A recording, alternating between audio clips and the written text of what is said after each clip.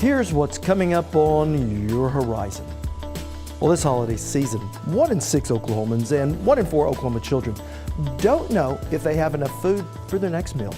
We start off today with a look at work in the state to ensure everyone has good access to food, no matter the season. Side dishes and macaroni and cheeses and, like pancake mixes, those help out tremendously. Almost half of the school population has to have some sort of help with getting lunch and breakfast at schools.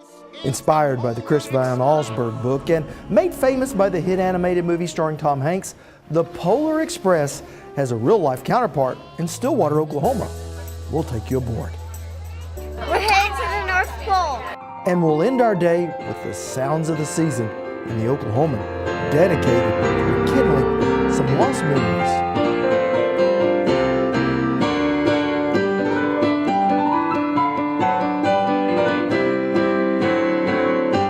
Stay with us for Oklahoma Horizon.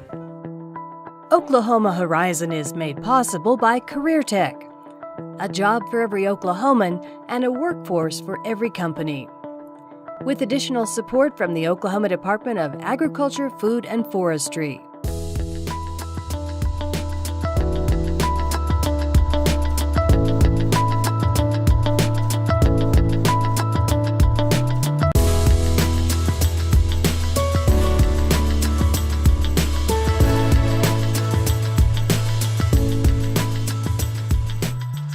Hello everyone, thanks for joining us here on Horizon. I'm Rob McClendon. Well, 1 in 7 Oklahomans are on SNAP, the name now used for food stamps. But many low-income and food insecure people don't receive any government help. Estimates are about 20% of those Oklahomans eligible for SNAP benefits don't participate and fall into the category we're going to focus on today, the food insecure. Now, those Oklahomans, often children whose access to adequate food is limited at times, is a complicated problem that often ties back to long-term or even short-term poverty. And that's why there's a push in Oklahoma to establish food and resource centers where clients are getting not a handout, but a hand up to a more stable life. Our Austin Moore starts us off in Burns Flat, Oklahoma. 2016's downturn in oil production has found displaced workers seeking new education at sites like Western Technology Center in Burns Flat. Harold Wright represents part of this school district in the Oklahoma legislature. We've got to be able to get some sort of certification, education. We know through statistics that students who are educated earn more money. But to get to that result, these students often must overcome a form of situational poverty, where they have, at best, a reduced income from part-time work, if any income at all, along with the expenses of going back to school. This stress means that routine events like eating and clothing themselves and their families can jeopardize their education. We forget about those needs sometimes. If we can help provide some of those needs to the students that are here, then that will help them to reach their goals. It's important that our students have the means to get through school as a method of retention. Shelby Luna runs Western Tech's solution to this problem, P-Willy's Place of Grace. In addition to the clothing and school supplies, we also have, items where they can make meals. We have diapers and wipes, trash bags and paper towels and toilet paper and things that maybe they aren't able to purchase through other types of assistance, but that are, as we know, very important to have at home. This is transformational assistance. Just ask Chrissy Briggs, who is back in class 20 years after dropping out of high school. Every day it's a struggle because it's like I know I got to pay this bill and that bill, and it's like if I can just hang in there until I can graduate, we can get it going. While this assistance can't fully cover the aspiring chef and her children, it does help them stretch. Like side dishes and macaroni and cheeses and, like pancake mixes, those help out tremendously, especially for the weekends where they're not in school and I'm not in school, and it's going to be 3 meals for that day, and it can make it stretch farther when I've got stuff like that. It helps a lot. It really does. We've been pretty lucky this year. We were able to receive a grant through the Oklahoma City Community Foundation through the Oklahoma Regional Food Bank. And that has helped us begin everything that we have started here. Carla High coordinates the program for the Oklahoma Regional Food Bank. She says they embrace this program because it's woven into the training as well. We have a saying here we call feed the line, shorten the line. This is a great strategy to do both. Their culinary students are assisting by providing food demonstrations, nutrition information. Their marketing students are assisting. Their health students are assisting. The thing I think has been the most important has been the students' acceptance of it and their willingness to get involved with it and to pay things forward. And we've had a lot of discussions on paying it forward, and they have been incredible. They have helped us sort and stock and unload, and they've helped other students when they've come in. It's almost hard to put into words how much they have changed each other and how much they have changed us, frankly. Words also seem inadequate to describe just how perfectly P-Willy's Place of Grace reflects the ethic of its namesake, Phyllis Williams. She and Shelby had a vision of doing things for other people. Sherry Lou Gastineau worked alongside Phyllis Williams for 15 years. Like so many, she came to love this technology instructor for her generous heart and irrepressible, if occasionally irreverent, spirit. There was never a dull moment, and we did get into some mischief together, which is always her fault.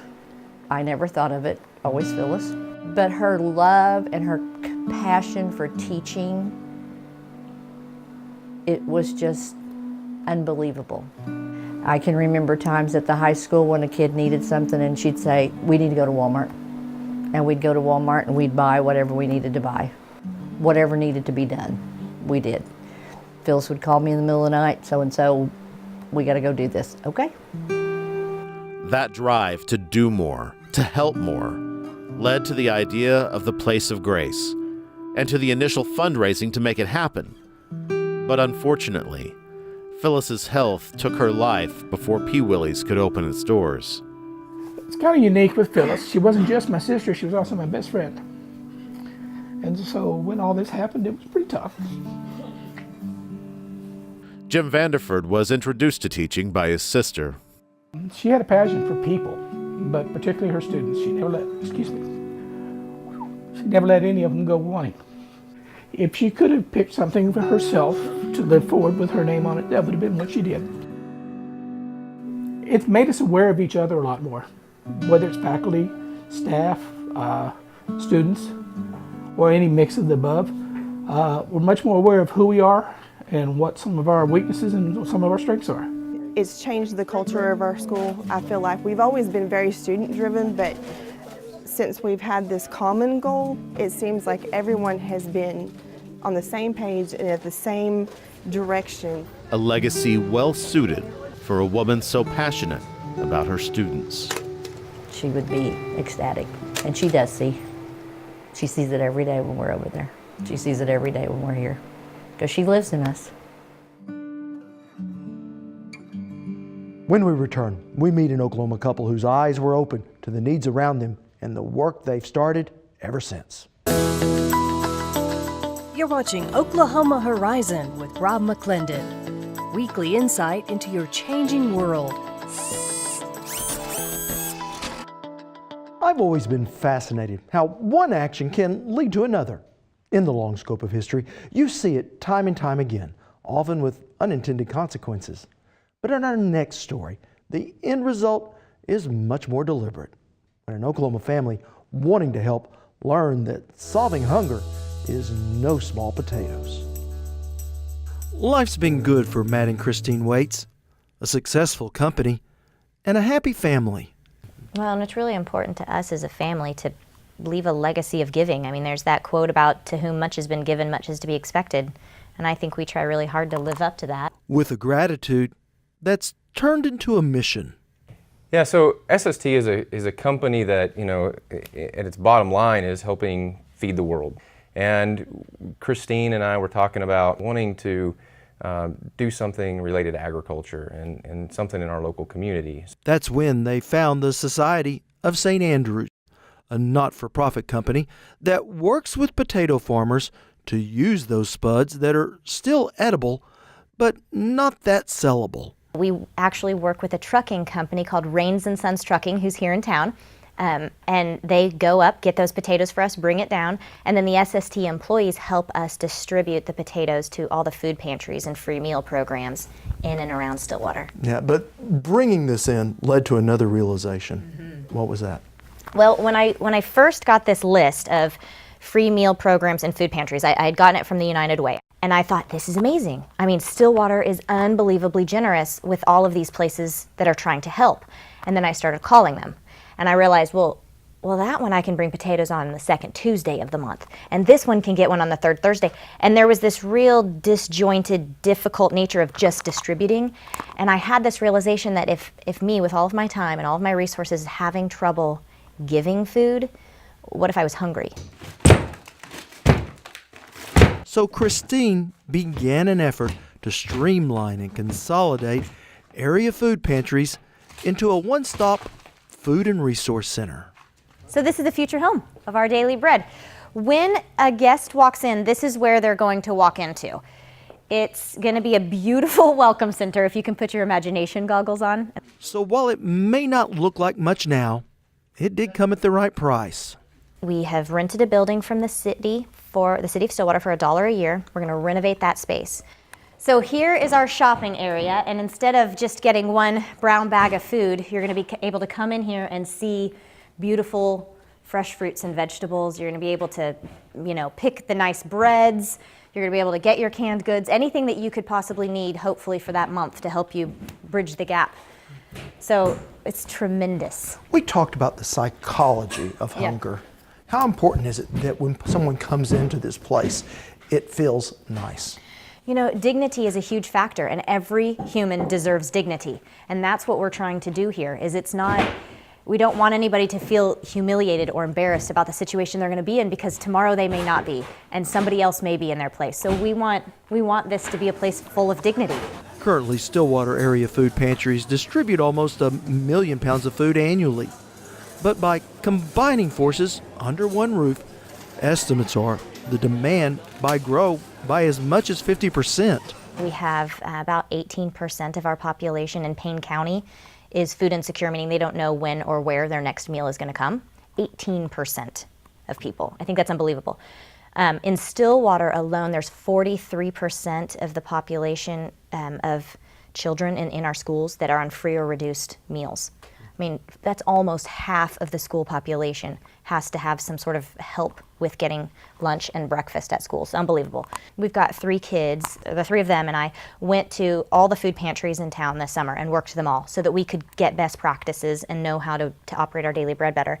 And so we got a chance to really visit with each and every one of the guests that day. And one man was really striking to me. He came up and he had 2 children with him. He was probably in his 30s, and he just wouldn't meet my eye. The whole time he was there, he wouldn't really meet my eye. And I could tell that with all of his heart, he had to swallow his pride to be there that day.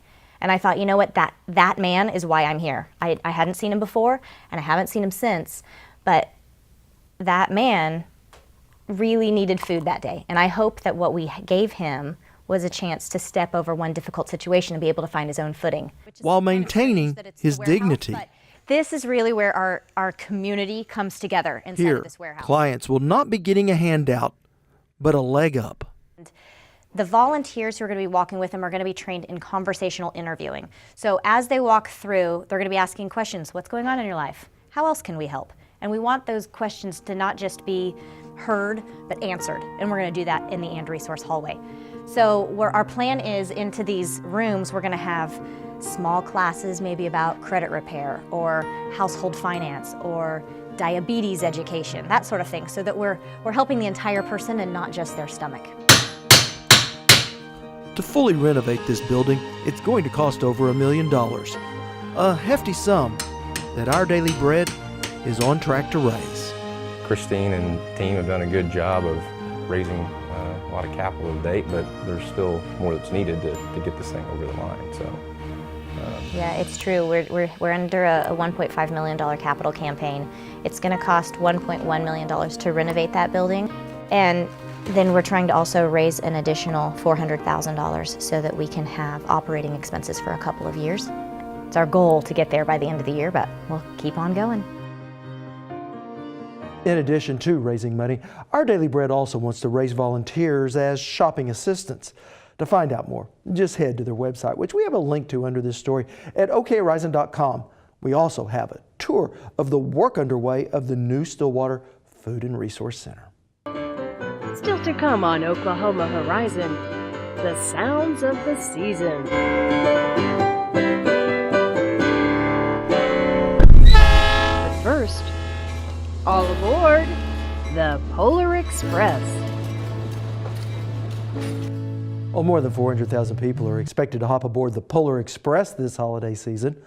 Fashioned after the book and the movie starring Tom Hanks, the Polar Express departs from the North Pole from 12 destinations around the U.S., including Stillwater, Oklahoma. When the Polar Express arrived in Stillwater, city leaders kind of felt like it was Christmas, even though it was still summer. You know, we learned about the Polar Express in actually August, and so it was an absolute all hands on deck, which means visit Stillwater, the city of Stillwater, Stillwater Chamber of Commerce, to pull together really mid-year for this first season. Lots of work and lots of anticipation about an attraction with a built-in following thanks to the book and movie. Why, to the North Pole, of course. This is the Polar Express! And while there are no near misses here, there is all the excitement that's made the Polar Express so beloved. We're headed to the North Pole. Excited! The Polar Express is a magical ride for children and families to come on. You get to wear your pajamas out and about in the town, and you get on board. We have hot chocolate, cookies, we have dancing chefs that will sing to you, and you ride a train to the North Pole where we welcome Santa and his elves on board, and you get the first gift of Christmas, which is a silver sleigh bell. An enchanting train ride that takes just about an hour, because come to find out, the North Pole is just outside of town. Santa's almost here. So it's just a really fun memory for families to do together and just have a magical experience.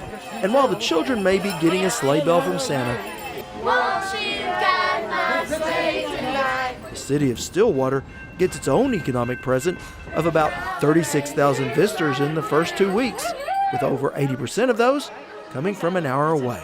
And we really did try to market, not only come aboard the Polar Express, but spend a weekend. Go and shop, go see the reindeer, have a visit with Santa, catch a carriage ride, make a weekend of visiting Stillwater.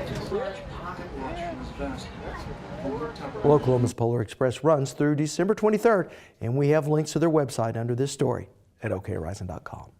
Horizon is at your fingertips. Join us on Facebook, Twitter, and YouTube to catch the segments you may have missed and our latest new content as it happens. Dementia and Alzheimer's are terrible diseases that often rob a person of the very essence of who they are. In my mother's final days, she had lost most all her memories, but still knew the hymns of the church.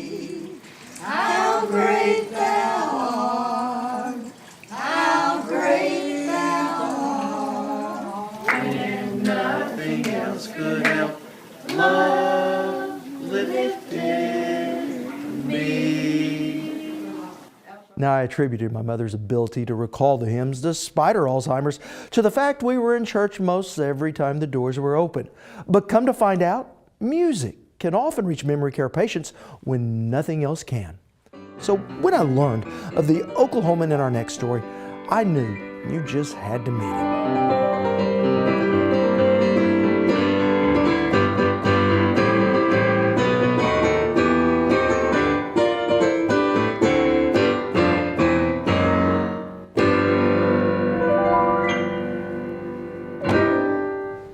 You're all self-taught. Never have had a piano lesson. It's a gift from God. How does that happen? You know, I said one time that I sing the song with my fingers. People asked me if I could teach them. I wished I could teach, but I don't know. I don't know what I'm doing. It just comes out. As long as it's up here, I don't have to practice. It just comes out. it might be something that I haven't played in 20 years and it comes out. Your mom taught you hymns? And this is a good story, but my mother was very protective of what I listened to because everything would just attach itself to my brain. So it was all hymns for me. And then sometimes she would go grocery shopping, leave my dad and myself out there, and he'd get out his fiddle, I'd get out my fiddle, and he'd teach me songs like Tennessee Waltz.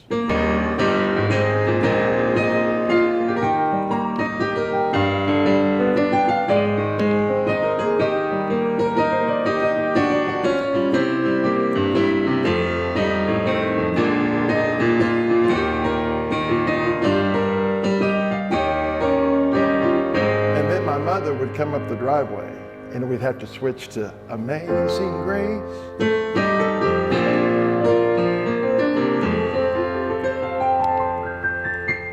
But I learned how to play the hymns by really just going to church and listening and singing.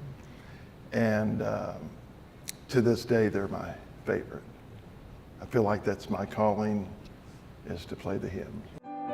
A natural talent and love for music that's taken him all over the world, playing music for anyone that will listen, including the political elite all the way at the White House. But recently, Gaithen's found a new calling, to perform for residents at senior living centers.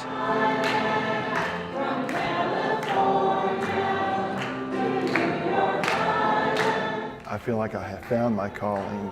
It seems like I'm in a nursing home or assisted living, memory care, every day, sometimes several times a day. Their life comes back. You know, Alzheimer patients, people that might have went months without talking, and all of a sudden they start singing. I go to these places to inspire people, but they're the ones that inspire me. And you've had your own difficult times. I've had my own difficult times. Lost my fiance. Sometimes I tell this to the people because it puts me on a level of, you know, most of these people have lost their spouse and went through a series of depression. And I'm over that, and I really attribute my music, my everyday path of music, getting me out of the depression. Like you, to have a girl like you, I'm the luckiest guy in the world. To have a girl like you. I was playing the other day for a nursing home, and I told the people, I was telling them, I said, I'm very thankful that I play. I said, I don't know why God gave me the talent to play. And this little lady spoke up and she said, to play for lonely people like us. So I'm just very thankful that he gave me the gift. And again, I'm trying to do what he wants me to do.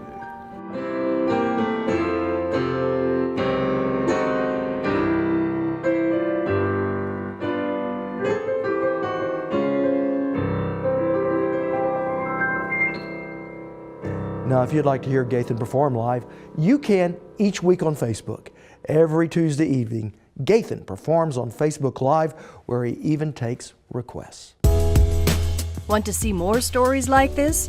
All our segments are streaming on our YouTube channel at Oklahoma Horizon TV.